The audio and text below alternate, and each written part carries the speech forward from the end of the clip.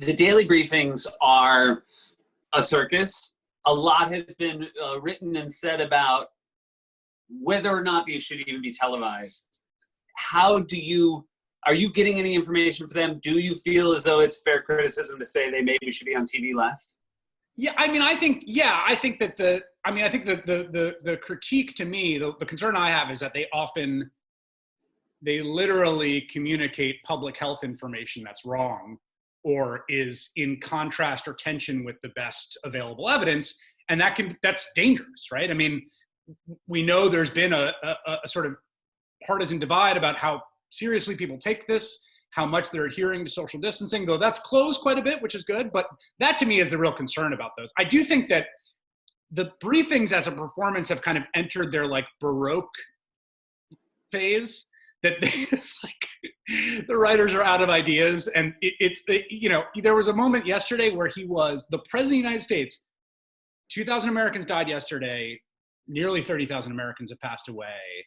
The economy is contracting at a Great Depression level. And the president for 3 minutes just read the names of companies. Yeah. Like Chick-fil-A, we love Chick-fil-A, McDonald's. Yeah.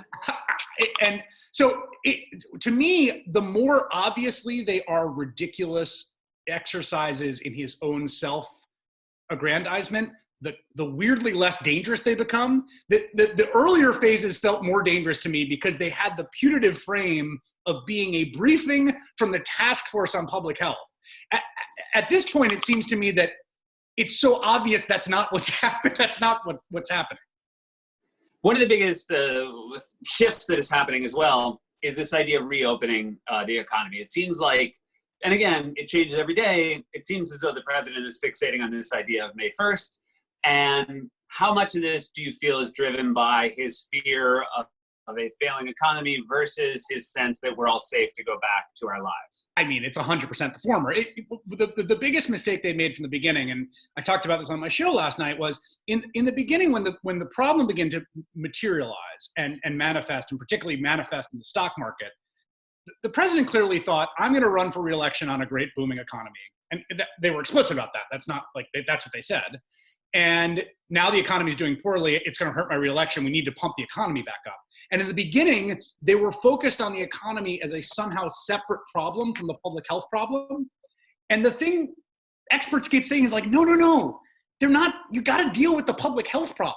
You can't just, and eventually I think he was convinced of that and now is going back to the old thinking, which is, okay, now we're going to reopen the economy. It's still the same goddamn virus. It's the same virus that's still circling around. It's still the same thing causing the problems to have us lock down the economy. There's no independent solution to reopening the economy that is independent from a plan to deal with and contain the virus. We're going to be right back with more Chris Hayes, and I want to talk about the fact that there is an election, even though no one is talking about it. We'll be right back.